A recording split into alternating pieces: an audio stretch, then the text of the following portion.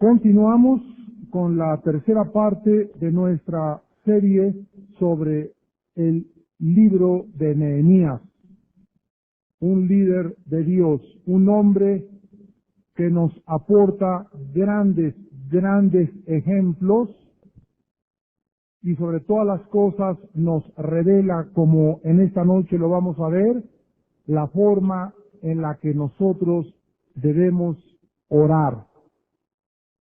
Nehemías se encontraba en Susa, la capital de lo que ahorita es Irak. En aquel tiempo se conocía como el reino medo-persa. Y ahí se encontraba Nehemías sirviendo al rey con todas las comodidades que su oficio le proveía al ser el hombre de confianza del rey Artajerjes Longánimo en el tiempo más o menos 400 años antes de Cristo. Y en ese tiempo Nehemías recibe un reporte de sus hermanos de la ciudad de Jerusalén, que la ciudad estaba devastada, la muralla hecha pedazos, los judíos que quedaban allá en el exilio estaban en grande afrenta, con vergüenza, haciendo el ridículo. Y estas noticias nos muestran la sensibilidad, el corazón, la sencillez y la carga, principalmente, que por las almas tenía y debemos tener los que servimos a Jesucristo. Nehemías se hinca y se pone a llorar, se propone un tiempo de ayuno y se pone a orar. De los versículos 5 al versículo 11 del primer capítulo que vamos a analizar en esta noche, se encuentra registrada la oración que Nehemías elevó al cielo, de la cual vamos a aprender muchísimo acerca de cómo orar. Y dije, te ruego, oh Jehová, Dios de los cielos, fuerte, grande y temible, que guarde el pacto y la misericordia a los que aman y guardan sus mandamientos. Esté ahora atento tu oído y abiertos tus ojos para oír la oración de tu siervo, que hago ahora delante de ti día y noche por los hijos de Israel, tus siervos, y confieso los pecados de los hijos de Israel que hemos cometido contra ti. Sí, yo y la casa de mi padre hemos pecado. En extremo nos hemos corrompido contra ti, y no hemos guardado los mandamientos, estatutos y preceptos que diste a Moisés tu siervo. Acuérdate ahora de la palabra que diste a Moisés tu siervo, diciendo, si vosotros pecareis, yo os dispersaré por los pueblos. Pero si os volviereis a mí, y guardareis mis mandamientos, y los pusiereis por obra, aunque vuestra dispersión fuere hasta el extremo de los cielos, de ahí os recogeré, y os traeré al lugar que escogí, para hacer habitar allí mi nombre. Ellos pues son tus siervos y tu pueblo, los cuales redimiste con tu gran poder y con tu mano poderosa. Te ruego, oh Jehová, esté ahora atento tu oído a la oración de tu siervo y a la oración de tus siervos, quienes desean reverenciar tu nombre. Concede ahora buen éxito a tu siervo y dale gracia delante de aquel varón, porque yo servía de copero al rey. Aquí nosotros encontramos 5 secretos maravillosos para orar conforme a la palabra de Dios, y después de que veamos estos 5 secretos vamos a sacar 6 principios de esta oración para nuestra vida 2500 años aproximadamente después de que existió Nehemías. En primer lugar, encontramos en el versículo 5 que Nehemías, en el momento que se hinca y comienza a elevar su voz a Dios, reconoce la grandeza de Dios.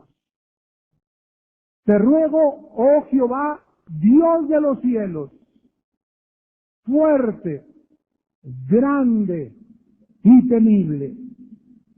Nehemías, al comenzar a pronunciar estos calificativos al Dios omnipotente, manifestaba que conocía muy bien al Dios que estaba sirviendo. Yo no puedo enfrentar en la vida una adversidad, no puedo enfrentar un desafío, no puedo enfrentar una prueba sin antes conocer quién es Dios. Y Dios, dice la Biblia, quiere que le conozcamos porque esta es la vida eterna, que lo conozcamos. La vida eterna es paralela al conocimiento de Dios, y al conocer yo a ese Dios y descubrir su poder y sus manifestaciones y su gracia, me califican, me capacitan, me habilitan para poder enfrentar y desarrollar y llevar a cabo grandes proyectos en mi vida espiritual. Y comienzo a creer en un Dios grande, en un Dios que para Él nada es absolutamente imposible. El Dios de Nehemías era un Dios que no había imposibles para Él. Era un Dios que no estaba restringido por ninguna limitación humana. Comparado con el rey Artajerjes no era absolutamente nada con el Dios de Nehemías. La palabra que Nehemías emplea aquí es Jehová. Te ruego, oh Jehová, y después dice Dios de los cielos, pero se dirige a Dios por su nombre. Y Dios tiene un nombre. Cuando nosotros decimos creo en Dios, no estamos diciendo nada. La Biblia dice que Satanás cree en Dios. Dice Santiago 2 que los demonios creen en Dios y además tiemblan. Cuando decimos creemos en Dios, estamos solamente diciendo, pues creemos en una fuerza suprema. Los budistas creen en Dios, los católicos creen en Dios, los testigos de Jehová creen en Dios, los maometanos creen en Dios. Creer en Dios no basta, ni tampoco nos lleva a ningún lugar. Ese Dios que decimos que es Dios Teos, Elohim en el hebreo, tiene un nombre, como tú Carlos, como yo Armando, como tú Lupita, tiene un nombre que revela su carácter. En el Antiguo Testamento los nombres revelaban el carácter de la persona. Entonces el nombre de Jehová, Yahweh, en el hebreo, nos habla de un Dios que es, que era y que será. La palabra Jehová significa el que era, el que es y el que será. Tú tienes un Dios que no importa tu pasado, Él ya se ocupó de él. Tengo un Dios que en mi presente se está ocupando de mí y tengo un Dios que en el futuro se ocupará también de mí. Ese es el Dios que me llena en todas las dimensiones, pasada, presente y futuro. Un Dios que conoce el pasado, el futuro y que conoce todas las cosas y dentro del espectro dentro del cual yo me encuentro en comunión con Él.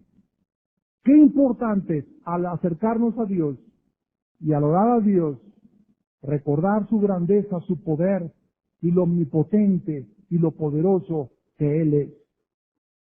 En segundo lugar, encontramos aquí mismo en el versículo 5 que Nehemías recuerda a Dios su pacto con Israel. Nehemías le dice que guardas el pacto y la misericordia a los que le aman y guardan sus mandamientos. Más tarde en su oración, lo vamos a ver, Nehemías fue más específico al recordarle a Dios sus promesas a Israel en el versículo 8 y 9. ¿Por qué?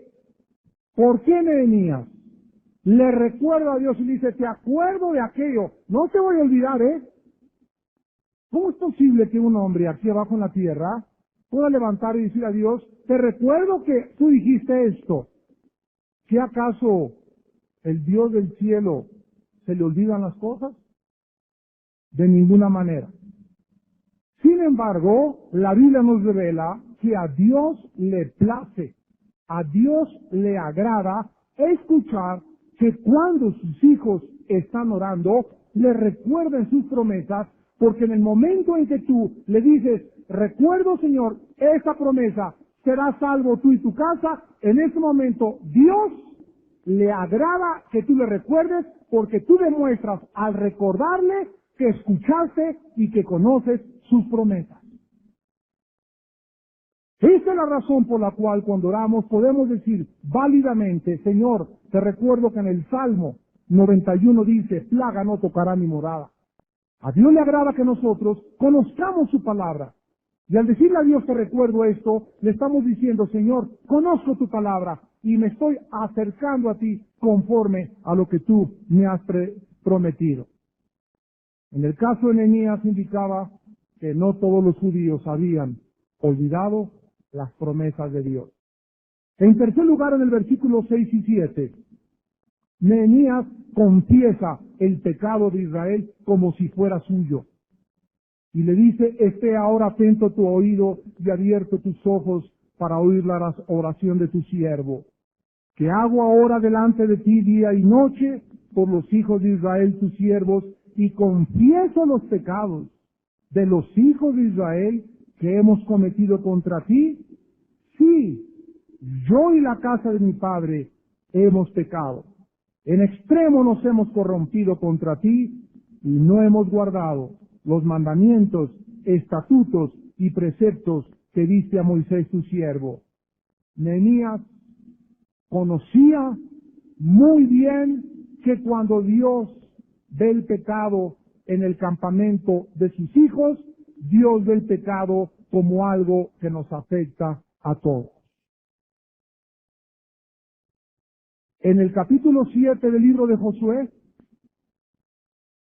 estaba todo el campamento, las 12 tribus acampando alrededor del tabernáculo, y Dios le dice a Josué, hay pecado en el campamento. Y mientras haya pecado en el campamento, y Dios se refería a que un hombre llamado Acán se había robado unas barras y un manto babilónico de plata que Dios había advertido que no tomaran en la conquista de la ciudad de Jericó, porque al traer ese botín se convertía en maldición para él, su esposa y sus hijos. Cuando un hombre en el Antiguo Testamento traía algo maldecido por Dios, infectaba a su esposa e infectaba a sus hijos.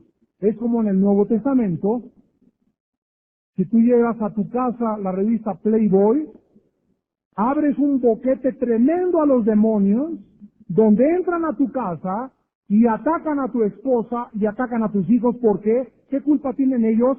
Porque tú eres el atalaya, el vigilante, el sacerdote, el que está reconocido en el cielo por Satanás como la autoridad para que en tu casa tú bendigas y tú seas la causa de maldición en tu casa. Así que cuando nosotros violamos un mandamiento de Dios en nuestro propio hogar, atraemos a nuestra casa la maldición. E inmediatamente, ¿verdad?, comienzan problemas en los hijos, problemas con la esposa, etcétera, etcétera. ¿Por qué? Porque yo como sacerdote, como la cabeza de mi casa, yo he abierto en mi casa la puerta para que mi casa sea visitada por los poderes del mal. Por esa razón, Nehemías conocía y reconocía que estaba involucrado dentro de la nación. En el Nuevo Testamento se nos dice lo mismo en 1 Corintios capítulo 2.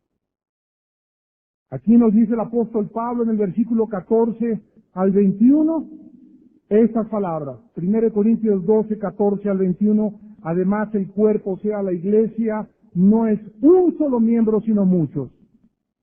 Si dijera el pie porque no soy mano, no soy del cuerpo, por eso no sería del cuerpo. Si la oreja dijere porque no soy ojo, no soy del cuerpo, por eso no será del cuerpo. Si todo el cuerpo fuese ojo, ¿dónde estaría el oído? Si todo fuese oído, ¿dónde estaría el olfato? Más ahora, Dios ha colocado los miembros, cada uno de ellos, en el cuerpo, como Él quiso. Porque si todos fueran un solo miembro, ¿dónde estaría el cuerpo? Pero ahora son muchos los miembros, pero escuchen esto, el cuerpo es uno solo. Aquí el Espíritu Santo usa una ilustración física, muy natural. Si yo me machuco este dedo, la oreja por no ser dedo dirá, no me dolió. No, el dolor que tengo en el dedo lo siente todo el cuerpo. Todo el cuerpo se duele por el dolor de mi dedo. Si me cortan una mano, la otra mano no dice, a mí no me duele, no. También, porque por la intercomunicación a través de las células y de los nervios, de las ramificaciones nerviosas que tenemos conectados desde la punta del dedo, y todo llega en el cerebro, todo el dolor llega y se refleja en la cabeza. Así pues la iglesia, dice la Biblia, los presbiterianos son un dedo, los bautistas es la mano derecha, los pentecostales es esto, Vida Nueva es esto, y todos tenemos diferentes colocaciones en el cuerpo. Dios nos ha colocado como a Él ha querido, y el dedo no le puede decir a la oreja, mira, yo soy dedo, y tú no eres oreja. La oreja le puede costar, pues mira, yo soy oreja y tú no eres dedo. Y eso es ridículo. ¿Por qué? Porque todos somos miembros del cuerpo. Cuando a los presbiterianos, o a los bautistas, o a aquellos hermanos, o a otra iglesia les pasa algo, nosotros debemos dolernos con ellos. Debemos identificarnos con ellos. Debemos orar por ellos. Si una iglesia está sufriendo, que nos duela a nosotros. Si hay una bendición en una iglesia, que nosotros nos gocemos también junto con ellos. ¿Por qué? Porque esto es lo que a Dios le agrada. Dice el versículo 25 al 27 del mismo capítulo, para que no haya desavenencia en el cuerpo,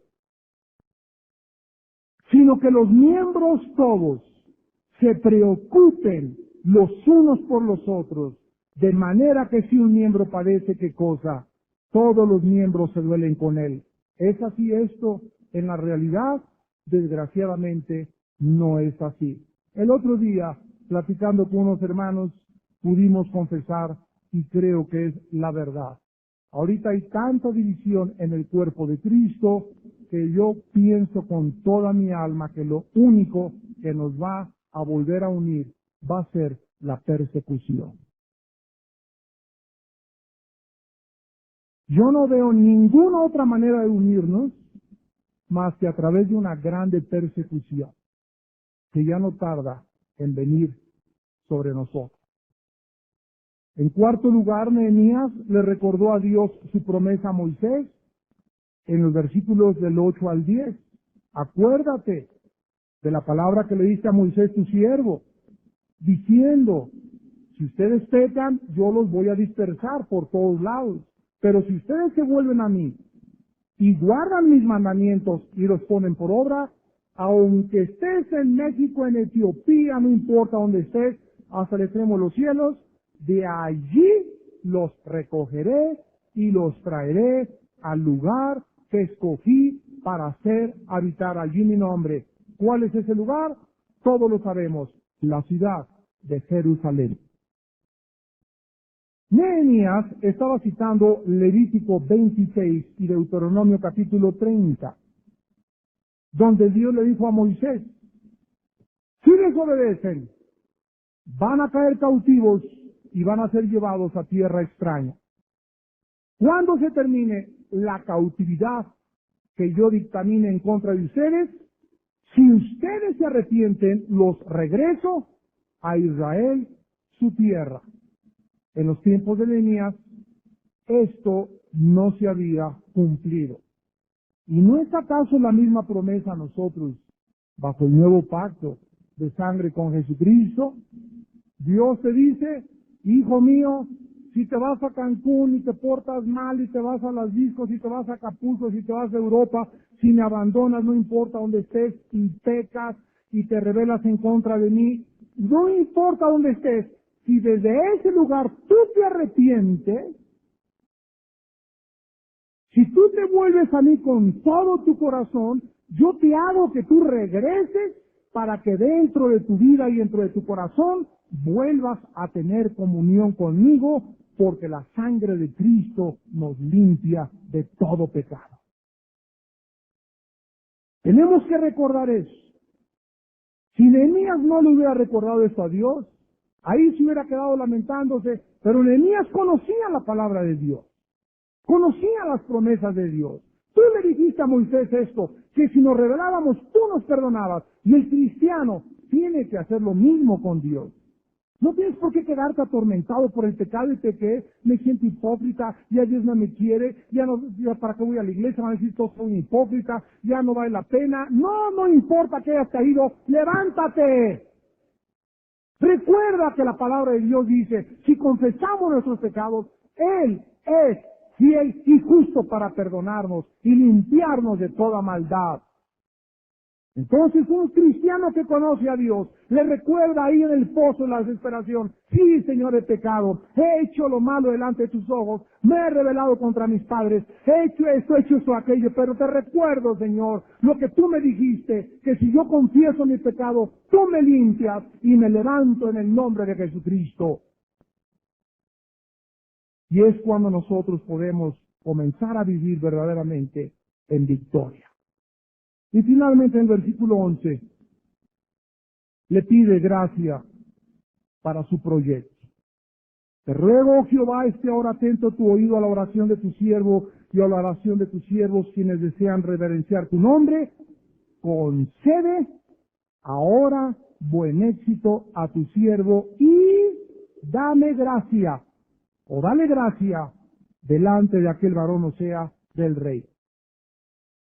Aquí está tu esposo, y quieres que tu esposo te deje venir a la iglesia, a los estudios bíblicos, y quieres que tu esposo, que no es cristiano, te deje ir al congreso, y quieres que te deje ir a Acapulco al seminario de matrimonio, y tú te acercas a tu esposo. Cuando tú te acercas a tu esposo, si no te acercas en la gracia de Dios, si Dios no ha preparado antes el corazón de tu esposo te va a decir, no vas.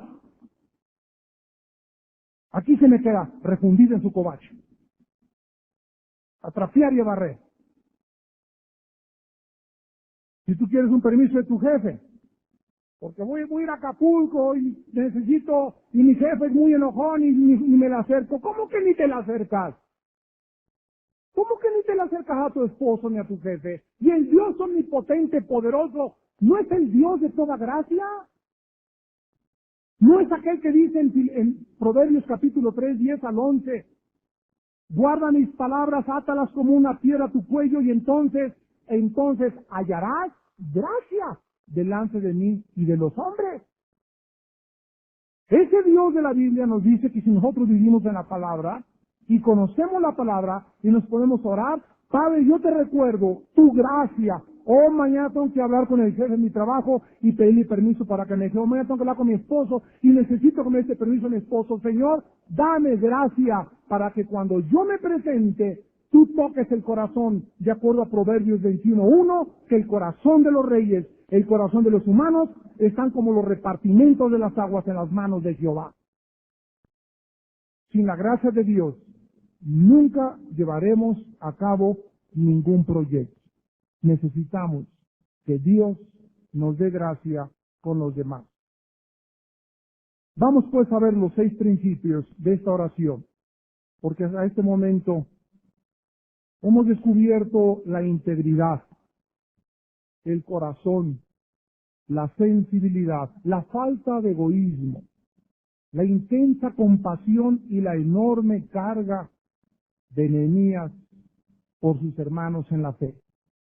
Aparte de estas cualidades espirituales, sobresale más que cualquier otra cualidad, comenzando el libro, nos da el Espíritu Santo del versículo 5 al versículo 11, o sea, más de la mitad del capítulo de la introducción del libro de Nehemías, más de la mitad del primer capítulo nos describe la oración de Nehemías. ¿Por qué? Porque la oración es la parte más importante de toda nuestra vida cristiana. En medio de esta crisis, Nehemías vació totalmente su corazón de Dios, como dice 1 Pedro 5:7, echando toda nuestra ansiedad sobre él. Oh, tienes una carga por tu hijo, entrégasela a Dios. Tienes una carga por tu trabajo, entrégasela a Dios. Tienes una carga por tu novia, por tu novio, entrégasela a Dios. Echando toda nuestra ansiedad sobre él, porque él tiene cuidado de nosotros. Qué maravilloso es hincarnos y dejar la mochila ahí con Dios. Y levantarnos ligeritos y tranquilos, sin que el corazón esté palpitando, sin necesidad de tomarme un tranquilizante, ni un tequila, ni un whisky, ni salir corriendo por toda la calle gritando como loco. Qué maravilloso es levantarme y saber que somos gobernados por la paz de Dios. Pero si nosotros no oramos, no lo vamos a encontrar. Y aquí vamos a ver que en medio de nuestros momentos de dolor, en cualquier crisis que tú enfrentes de adversidad, recuerda esto, tenemos acceso a Dios. Dice Hebreos 4:16, acerquémonos pues confiadamente al trono, pero no dice al trono, dice al trono de la gracia. Cuando nos acercamos a Dios, es su gracia la que tenemos, no es castigo, no es venganza. Nos acercamos a Dios para ser perdonados, para recibir de Él, para ser bendecidos, para que Él nos arregle los problemas, para que Él nos muestre la salida, para que Él nos diga lo que tenemos que hacer. Es el trono de la gracia y tenemos que acercarnos para, en el momento oportuno, recibir esa gracia y esa misericordia. Y si tú entendieras estas verdades, porque lo que hace significativa esta oración es creer, vivirías diario de rodillas delante de Dios. En primer lugar, el primer principio que sacamos de esta oración es que debemos orar siempre con carga en el corazón. Debemos orar siempre con carga en el corazón. El corazón de Nehemías fue movido por la compasión de sus hermanos, judíos que estaban en Jerusalén en oprobio y en vergüenza. Y fue movido tanto el corazón de Nehemías que comenzó a llorar. Él pudo haber dicho, a ver, réntame este video y oren por los hermanos, de una ofrenda y nos vemos. No voy a Chapultepec, y a mí no me interesa, no quiero estar. No, él se hincó en medio de los vinos, de las carnes, de los lujos, de toda la comodidad que tenía, se puso a llorar, mis hermanos. Jerusalén, Jerusalén, que matas a tus profetas. ¿Cuántas veces quise juntar como la gallina a los pollitos y tú no quisiste? No has conocido el tiempo de tu visitación. Oh hermanos, cuando Dios nos visita con una carga, acepte esa carga. Nehemías comienza a orar y comienza a ayunar y a orar al grado que toca el corazón de Dios. ¿Escuchaste? Si tú quieres tocar el corazón de Dios, Dios necesita ver carga en tu corazón. Fíjense ustedes la diferencia.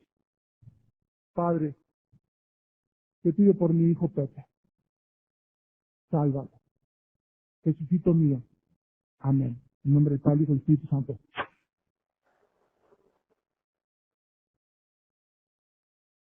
Fíjate la diferencia. Oh Señor. Oh Padre Santo, tú eres tan grande y tan bueno, Señor. Yo conozco tus promesas y yo estoy bajo tu pacto de sangre. Oh Dios, te recuerdo el Salmo 112, la generación de los justos será bendito. Te recuerdo Hechos 16:31, será salvo tú y tu casa. Te recuerdo, Señor, que tú me has dicho, la oración del justo puede mucho. Oh Padre, salva a mi Pepe. ¿Ven la diferencia? La carga nos mueve a que verdaderamente nuestros sentimientos sean tocados, y no es que yo toque a Dios con mis sentimientos ni porque estoy orando, sino que Dios ve que aquí adentro, Dios que conoce el corazón, ve que aquí adentro realmente quiero que mi hijo se salve. Y Él ve cómo lloro por mi hijo, y Él ve cómo me hinco por él, y Él ve cómo ayuno por él. Eso es lo que hace que tocar el corazón de Dios. Si tú llegas, Señor, salva a mi Pancho, a mi esposito lindo, para que me deje ir a la iglesia. En el nombre de Jesús, amén. ¿Cuántas mujeres por eso jamás tocan a Dios? ¿Cuántos hombres jamás tocan a Dios? Pues yo quiero a Julita de novia, Señor, te pido que me la des para novia. Si nosotros no oramos con carga, nosotros no podemos tocar el corazón de Dios. En Lucas 18 encontramos una parábola donde Cristo nos revela el secreto para poder verdaderamente hacer que Dios nos responda. Y dice, Jesús le recibe una parábola sobre la necesidad. Vean ustedes cuál es la enseñanza que permea toda esta parábola. La necesidad de orar siempre. Ora por tu Pepe siempre. En la mañana ora por tu Pepe. En la tarde ora por tu Pepe. En la noche ora por tu Pepe. Entrégale a Dios a tu Pepe. Diario, diario, Señor, sálvalo, Señor, sálvalo, sálvalo, sálvalo. Y dice aquí, ¿qué dice? No desmayar. O sea, hay muchos que entran con Dios y mi Pepe, 15 días mi Pepe. Y 3 meses, qué Pepe, ni te acuerdas de tu Pepe. Aquí dice que cuando ore, debo orar y no dejar de orar hasta que Dios me responda. Y vean el extremo tan grande que el Espíritu Santo usa en esta parábola. Había en una ciudad un juez que ni temía a Dios ni respetaba a hombre. Imagínense la calidad moral de ese individuo. Había también en aquella ciudad una viuda, la cual venía a él diciendo, hazme justicia de mi adversario. Y él no quiso por algún tiempo, pero después de esto dijo dentro de sí, aunque ni temo a Dios, ni tengo respeto a hombre, sin embargo, porque esta viuda me es molesta, le haré justicia, no sea que viniendo de continuo me agote la paciencia. Y dijo el Señor, oíd lo que dijo el juez injusto. Fíjense ustedes, dice Dios, pongan atención a las palabras del juez. ¿Qué es lo que Cristo quiere que oigamos? Que si un hombre que no es cristiano, que no tiene el poder de Dios y que es cruel y sanguinario, nosotros, por molestarlo demasiado tiempo, nos concede aquello que le pedimos, cuánto más nuestro Padre Celestial, que es bueno, que es bondadoso, que dio a su Hijo Jesucristo, nos hará justicia a nosotros. Esta es la comparación. Si aquí abajo los hombres malos, crueles, que no temen a Dios, por la insistencia, les dan lo que quieren, cuánto más allá arriba mi Padre, dice el versículo 7, ¿se tardará en responderles? Versículo 8, les digo que pronto les hará, ¿qué cosa? Justicia. Pero cuando venga el Hijo del Hombre, ¿hallará fe en la tierra? En otras palabras, cuando venga Cristo, la fe va a disiparse y va a encontrar a muy poco pueblo, un remanente muy pequeño en cada iglesia, que cuando Él venga, lo estén recibiendo en oración. Nehemías es una ilustración del Antiguo Testamento de esta verdad revelada por Jesús. ¿Cuánto tiempo oró Nehemías? Vamos a Nehemías capítulo 1, versículo 1. Palabra de Nehemías, hijo de Acalías, aconteció en el mes de Quisleu. ¿Qué dijimos que era el mes de Quisleu? Diciembre. En el capítulo 2, versículo 1, dice el Espíritu Santo y nos transporta cronológicamente en el tiempo, sucedió en el mes de Nisan. Y aquí ya vemos cuándo le concede el rey el permiso. ¿El mes de Nisan qué mes es? Abril. A ver, diciembre, enero, febrero, marzo y abril. Nehemías oró 5 meses. Ayunó durante ese tiempo, no sabemos si diario, pero fueron 5 meses de ayunos intercalados, de lloro, de carga, y exactamente nos retrata el Espíritu Santo el meollo, el núcleo, el corazón del centro de su oración. O sea, ¿qué fue de todo lo que oró en estos 5 meses? Lo que tocó a Dios. Por eso el Espíritu Santo lo dejó escrito para nuestra propia enseñanza.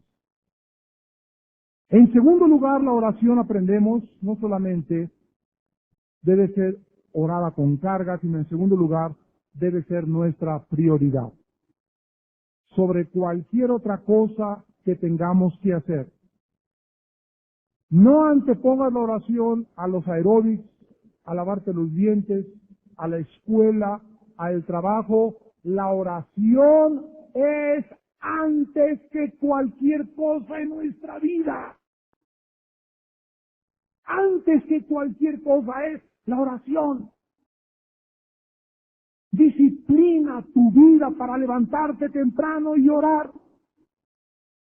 Hincarte junto a tu cama y antes de que el niño chille, antes que le des la mamila, antes de que los vistes para el colegio, antes que te pongas la corbata, levántate antes, disciplina tu cuerpo, castiga tu cuerpo, levántate a las 4, a las 5 de la mañana, ora. Porque te espera un día de tentaciones, un día de problemas, un día de venganzas, un día de adversidades. Y para esas cosas, ¿quién es suficiente? Nada podemos hacer separados de Jesucristo. Si en la mañana no tocamos a Dios, si en la mañana no le pedimos gracia, si en la mañana no le pedimos fortaleza, si en la mañana no le hacemos conocer nuestras peticiones con oración, ruego y súplica, ¿cómo esperamos que nos vaya durante el día bien? La oración es nuestra prioridad. Fue durante un tiempo, vean ustedes en Hechos capítulo 13, fue durante un tiempo de ayuno y de oración que el Espíritu Santo se reveló a la iglesia de Antioquía para escoger a sus misioneros. ¡Qué grandes ejemplos! Dice Hechos 13, del 1 al 2, había entonces en la iglesia que estaba en Antioquía profetas y maestros. Bernabé, Simón el que se llamaba Níger, Lucio de Cirene, Manaén el que se había criado junto con Herodes el tetrarca y Saulo. Ministrando estos al Señor y ayunando, dijo el Espíritu Santo, apártenme a Bernabé y a Saulo para la obra que los he llamado. Entonces, habiendo ayunado y orado, les impusieron las manos y los despidieron. Vemos aquí entonces que el propósito de la oración no es sólo por el hecho de abstenerse de comida para obtener la gracia de Dios. Los apóstoles se pusieron a ayunar para que pudieran escoger a los que habían ser misioneros de esa iglesia. El ayuno le demuestra a Dios que nosotros podemos pasar tiempo platicando con Él en lugar de satisfacer nuestras necesidades físicas. Cuando un cristiano ayuna, le está diciendo a Dios, Dios, voy a sacrificar mi desayuno, no quiero ni comer, Señor, no quiero ni cenar, porque mi alma tiene sed de ti. Quiero pasar tiempo contigo y quiero a través de este ayuno olvidarme hasta de que necesita mi cuerpo alimentarse, porque quiero vivir en este tiempo de ayuno de toda palabra que sale de la boca de Dios. El alimento que no conocíamos es la palabra de Dios. Y en el ayuno nosotros nos enseña que podemos renunciar a las necesidades físicas para dedicarnos a Él. Vean otro ejemplo en 1 Corintios 7, versículo 5, en un matrimonio. Pablo enseña en 1 Corintios 7, versículo 5, que dentro del matrimonio, en el versículo 3 leamos lo primero, el marido cumpla con la mujer el deber conyugal y asimismo la mujer con el marido. La Biblia, hermanos y hermanas en Jesucristo, ustedes que están casados, la Biblia nos enseña a los casados que las relaciones sexuales dentro del matrimonio son un deber. ¿Oíste? Es un deber marital. Nada de que castigas a tu esposo con 8 días, nada de nada. O 15 días, o que te vas a otro lado, lo estás empujando al adulterio. Es un deber marital en las relaciones sexuales. Por eso vamos a ir a Acapulco, porque ahora vamos a hablar de eso. Queremos hablar en privado con todas las parejas que van a ir a Acapulco para explicarles ¿Cómo es el sexo entre el matrimonio y qué se tiene que hacer y cuál es la razón por la que muchas veces la mujer es frígida y por qué ella no quiere? Hay muchos factores que tenemos a la luz de la Biblia que explicarlos. Pero la Biblia enseña en el versículo 5 que no nos debemos de negar, y vean ustedes la única excepción en la Biblia para que el hombre y la mujer se nieguen sexualmente, solamente cuando los dos van a dedicarse a la oración. Pablo enseña la abstención de las relaciones sexuales dentro del matrimonio para pasar tiempo en oración. Esta es la única excepción para abstenerse de esta responsabilidad marital. Si los dos no están en oración, deben entregarse el uno al otro. En ambos ejemplos, en Hechos 13 y en 1 Corintios 7, vean el mensaje del Espíritu Santo. El Espíritu Santo nos está enseñando que existen tiempos cuando debemos abstenernos de comida y de sexo, o sea, de necesidades físicas y emocionales para pasar tiempo en oración. Nehemías, un ejemplo de esto. Nehemías tenía acceso a los manjares, chivo a la vinagreta, chivo a la toluca, pato a la tan pequeña y caviar y vinos y todo, y Nehemías se negó todos esos platillos, queso de crema al chambursí, con viruelas y con pasas y jícama con hueso, etcétera, etcétera, para dedicarse a la oración. En tercer lugar,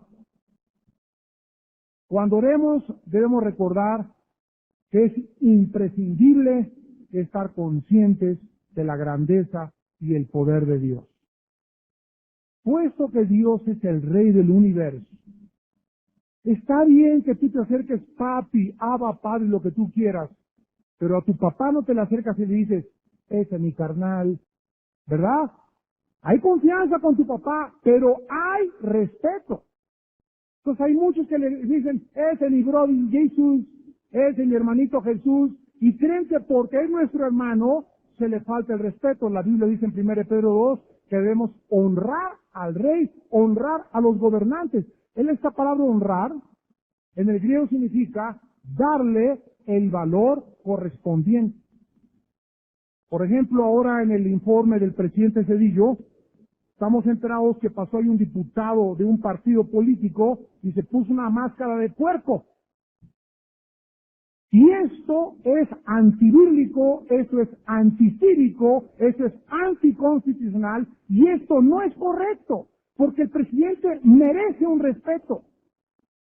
Y no es la forma de manifestarse ante el presidente, el ejecutivo de la nación, sea lo que él sea. La Biblia dice, honra al rey.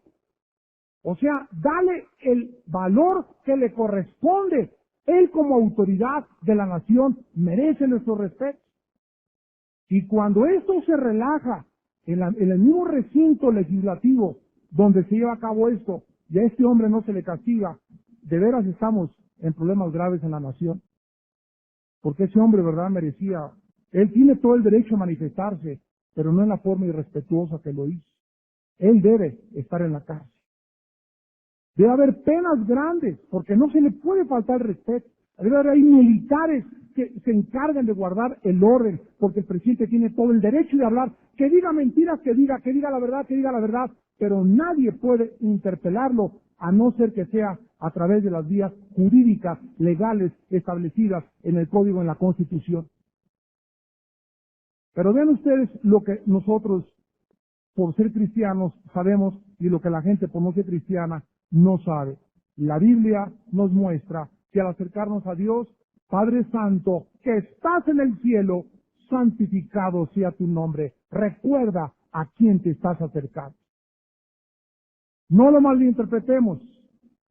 Dios es nuestro Padre y amigo, pero recuerda a quién te estás acercando, al Creador del universo. Tenemos acceso a Dios, no por ninguna obra que tengamos, sino por lo que hizo Cristo en el Calvario, en el lugar de nosotros con su sangre preciosa. Hebreos 10, del 19 al 22. Solo por la obra de Cristo tenemos acceso a Dios. En cuarto lugar, recuérdale a Dios sus promesas. Cuando le dices a Dios, Señor, te recuerdo este versículo, te recuerdo aquel versículo, te recuerdo esa cita en tal parte, te repito, no estás diciéndole a Dios, eres un olvidadizo, le estás diciendo, Padre, te estoy diciendo que conozco tu palabra, cito tu palabra, a ti te agrada que cite tu palabra, oh Señor, haz conforme a tu palabra. En quinto lugar, recuerda al acercarte a Dios llorar tu bajeza y tu pecaminosidad. Todos nosotros tenemos una ventaja sobre Nehemías, que Jesús el Mesías ya pagó por nuestros pecados en la cruz, y la Biblia nos recuerda que si los confesamos y nos acercamos a Dios, nos limpia de toda maldad. ¿Cuál es la ventaja que tenemos sobre Nehemías? Que Nehemías tenía que depender de la sangre de los animales. Cuando Jesús murió por nosotros, amados hermanos, murió una sola vez y para siempre, y su sangre que nos limpió en el pasado, la Biblia dice que nos sigue limpiando. La sangre de Cristo nos limpió y nos sigue limpiando. Aun cuando ya hemos sido perdonados en la cruz, debemos continuar caminando en la luz y continuar reconociendo nuestra pecaminosidad. ¿Qué significa esto? ¿Quiere decir que ya no debemos buscar el perdón porque ya nos perdonó Cristo cuando pecamos? De ninguna manera. Significa que nuestra salvación está segura en Cristo por causa de la sangre que nos continúa limpiando. Por eso cuando alguien se acerca y me dice que la salvación se puede perder, la pregunta inmediata es, dime qué pecado hace que yo pierda la salvación. Dime qué pecado, mi hermano. Mencióname el pecado que me hace perder la salvación. ¿Por qué? Porque si tú me mencionas fornicación, o adulterio, o asesinato, o matar a 500 niños, o abortar 50,000 veces, o matar a todas las personas del mundo entero, o aventar una bomba atómica, no importa el pecado que sea, la sangre de Cristo nos limpia. Y dice, de todo pecado. ¿Se dan cuenta?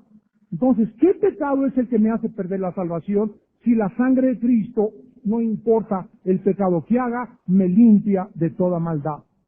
Y en quinto y último lugar, al orar, debemos, escuchen muy bien, ser específicos. Ser específicos. Vean, por ejemplo, en Filipenses 4:6, lo que el apóstol Pablo escribió de la forma que debemos orar. Dice en Filipenses 4:6, por nada estén afanosos, sino sean conocidas vuestras peticiones. ¿Qué dice la Biblia? Que cuando te acerques a Dios, ¿qué cosa? Le des a conocer. Le des a conocer. Sean conocidas vuestras peticiones. No le digas, Señor, tú ya sabes mi corazón. Señor, tú ya sabes todos mis pecados. Señor, tú ya sabes cuál es mi problema. ¿Para qué te lo cuento? No. Esas son suposiciones filosóficas tuyas. Dios quiere que cuando ores seas específico y le digas, Padre, te pido por el carro de fulana de tal, te pido por el complejo de inferioridad de mi hija fulana de tal, no, te pido por mi hija, no, te pido, pero ¿qué? ¿Por mi hija qué? Por su problema, te pido por mi hijo, Señor, pero te contesta Dios, pero ¿por tu hijo qué? Cuando oramos aquí el domingo pasa la gente, y la gente que se acerca le decimos, hermano, hermana, ¿qué quiere usted ahorita, en este momento, pedirle a Dios? Sea específico. Porque mucha gente llega y bla, bla, bla, bla, bla, bla, bla. Hermano, ¿qué quiere usted pedirle a Dios? Tenemos que darle a conocer a Dios específicamente lo que nosotros queremos. Las palabras sean conocidas vuestras peticiones, significa que Dios quiere que le demos a conocer específicamente nuestras necesidades porque a Dios le interesa hasta mi dolor de cabeza. Dios está interesado en cada cosa en nosotros. Y finalmente recordemos Efesios 3:20. ¿No se lo saben de memoria? Y aquel que es poderoso para hacer todas las cosas mucho más abundantemente de lo que le pedimos o entendemos, según el poder que actúa en nosotros. La Biblia dice que Dios es poderoso para hacer las cosas que yo le pido, pero cuando Dios las hace, las va a hacer mucho más abundantemente y de una mejor manera de lo que yo le pido. Pero vean ustedes lo que dice Efesios 3:20. Y Dios, la proporción en la que Dios opere en mi vida es de acuerdo a el poder que tengo dentro de mí, el Espíritu Santo.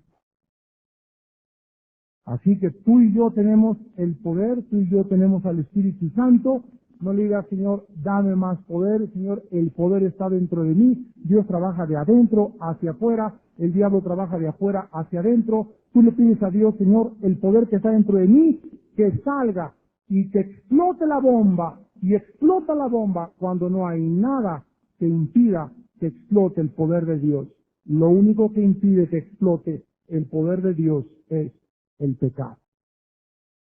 El pecado apaga el espíritu, el pecado contrista el espíritu, el pecado impide que el poder de Dios se desate. El poder lo tenemos dentro. No hemos recibido un espíritu de cobardía, sino un espíritu ¿de qué? De poder. El otro día me dijo un hermano, quiero más poder de Dios. Le dije, que dice Efesios 1:8, recibiréis poder ¿cuándo? Cuando seáis bautizados con el Espíritu Santo.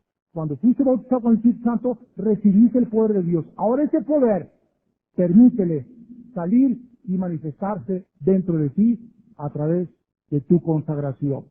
Ora.